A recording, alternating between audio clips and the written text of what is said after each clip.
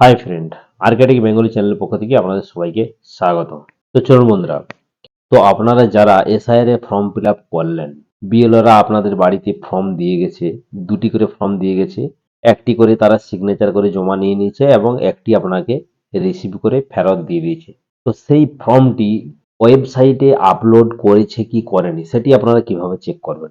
ধরুন আপনি form fill up করে দিয়ে দিয়েছেন, এরপর আপনি নিশ্চিন্তে আছেন ভোটারের যে ওয়েবসাইট সেখানে আপলোড হয়েছে কি হয়নি, আপনার এসআইআর হলো কি হলো না, এটি তো আপনাকে চেকিং করতে হবে।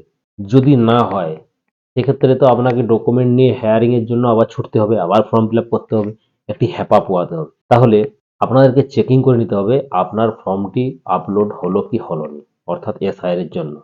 তো চলুন কিভাবে চেকিং করবেন তার সম্পূর্ণ ফুল প্রসেস এই ভিডিওর মাধ্যমে দেখাতে চলেছি। খুবই সহজ পদ্ধতি, এমন কোনো জটিল বিষয় না। তো চ্যানেলে প্রথমবার হলে চ্যানেলটি সাবস্ক্রাইব করে পাশের বেল আইকনটি দাবিয়ে রাখবেন। ভিডিও ভালো লাগলে লাইক শেয়ার কমেন্ট করতে ভুলবেন না। তো দেখুন, চেকিং করার জন্য প্রথমে আপনাদেরকে এই ওয়েবসাইটে আসতে হবে, ভোটারের যে ওয়েবসাইট, ভোটার সার্ভিস পোর্টাল।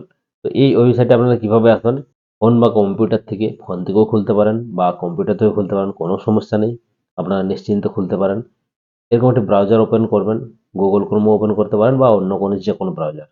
এরপর সার্চ অপশনে গিয়ে টাইপ করবেন ভোটার বা ভোটার কার্ড, যে কোনো একটি টাইপ করে সার্চ করে নেবেন। আপনাদের সামনে পরবর্তী এই ধরনের পেজ চলে আসবে। প্রথমে লিঙ্ক পেয়ে যাবেন হোম পেজ, এই অপশানে ক্লিক করবেন। ক্লিক করার পর আপনাদের সামনে ভোটার সার্ভিস পোর্টালটি কিন্তু ওপেন হয়ে যাবে। তো প্রথমে আপনারা দেখতে পেয়ে যাবেন বিহার। তো বিহারের এসআইআর কমপ্লিট হয়ে গেছে এবং সেখানে ফাইনাল লিস্ট ডাউনলোড করা যাবে, সমস্ত কিছু কিন্তু আপনারা দেখতে পেয়ে যাবেন।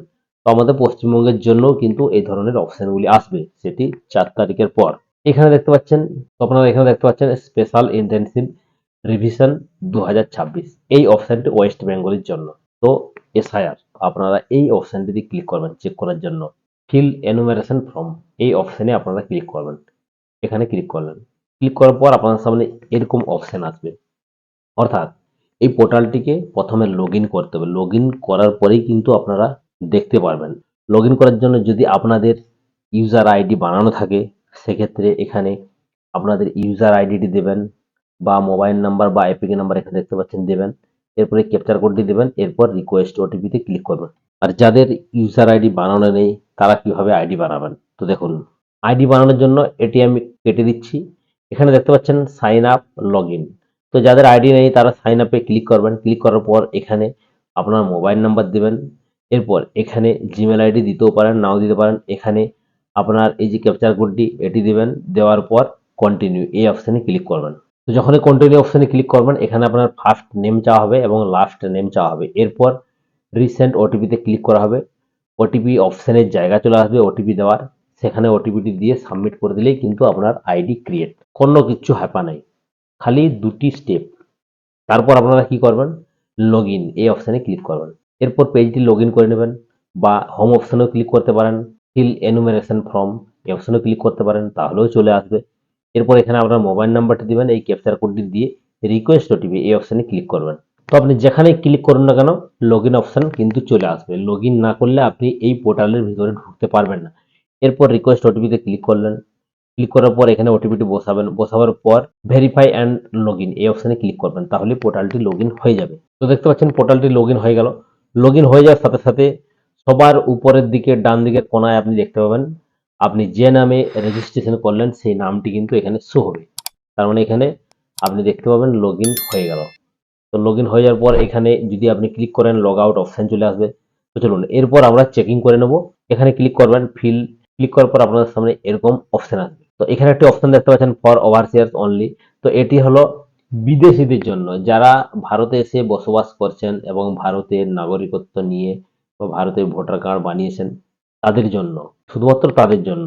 আর আমাদের ভারতীয়দের জন্য যারা চিরদিন বসবাস করছি বা যারা আমরা ভারতবাসী তাদের জন্য এই অপশানটি সিলেক্ট স্টেট এই অপশানে ক্লিক করবেন। তো আমি ওয়েস্ট বেঙ্গল চয়েস করে নিলাম। এরপর আপনার এপিক নাম্বারটি দেবেন। এরপর সার্চ এই অপশানে ক্লিক করবেন। তো এপিক নাম্বার মানে ভোটার কার্ড নাম্বার। অনেকে কিন্তু এপিক নাম্বার বুঝতে পারে না, তো এপিক নাম্বার মানে ভোটার কার্ড নাম্বার। এরপর সার্চ করে নেবেন। সার্চ করে নিলে এখানে আপনি দেখতে পাবেন your form has already been submitted.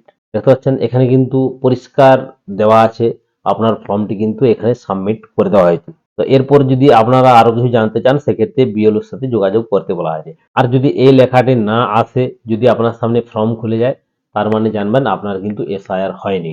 আর যে সমস্ত ভোটার কার্ড এখনো এসআইআর করা হয়নি, অর্থাৎ এই সাইটে আপলোড করা হয়নি, তাদের ডিটেলস দেখতে কেমন হয়। আবার ফের আপনারা এরকম অপশনে চলে আসবেন, আসার পর ওয়েস্ট বেঙ্গল সিলেক্ট করে নেবেন। এরপর এখানে আপনার ভোটার কার্ড নাম্বারটি দেবেন, এরপর সার্চ অপশনে ক্লিক করবেন। অর্থাৎ যে ভোটার কার্ডে এসআইআর হয়নি সেই ফর্মটি দেখতে কেমন হয় দেখুন। সার্চ অপশনে ক্লিক করলে এরকম ফর্ম কিন্তু ওপেন হয়ে যাবে। যদি এরকম ওপেন হয়ে যায়, অর্থাৎ এখানে আপনার নাম দেখতে পাবেন, আপনার ভোটার কার্ড নাম্বার, আপনার সিরিয়াল নাম্বার, পার্ট নাম্বার এবং আপনার যে বিধানসভা সেটি সমস্ত দেখতে পাবেন। তার মানে জানবেন আপনার কিন্তু এসআইআর হয়নি, অর্থাৎ ভোটারের যে এসআইআর ওয়েবসাইট সেখানে কিন্তু লোড করা হয়নি। তাই অতি অবশ্যই আপনারা কিন্তু চেকিং করুন। আর যদি এই ধরনের দেখা যায় সেক্ষেত্রে বিএলওর সাথে যোগাযোগ করুন। তাছাড়া আপনারাও অনলাইনে নিজেরাও কিন্তু করতে পারবেন। তো আপনাদেরকে দেখিয়ে দিলাম আপনারা কিভাবে আপনার এসআইআর এর ফর্ম সাবমিট হয়েছে কি হয়নি সেটা কিভাবে দেখবেন। এভাবে কিন্তু আপনারা অতি অবশ্যই দেখে নেবেন। নাহলে কিন্তু আপনাদেরকে আবারও ফর্ম ফিল আপ করতে হবে। তো বন্ধু আপনাদেরকে দেখিয়ে দিলাম আপনারা কিভাবে চেকিং করবেন। তো আপনাদের বুঝতে যদি কোথাও কোনো সমস্যা হয় কমেন্ট বক্সে অতি অবশ্যই কমেন্ট করবেন। তো সুস্থ থাকবেন, ভালো থাকবেন, দেখা হচ্ছে নেক্সট ভিডিওতে। Thank you.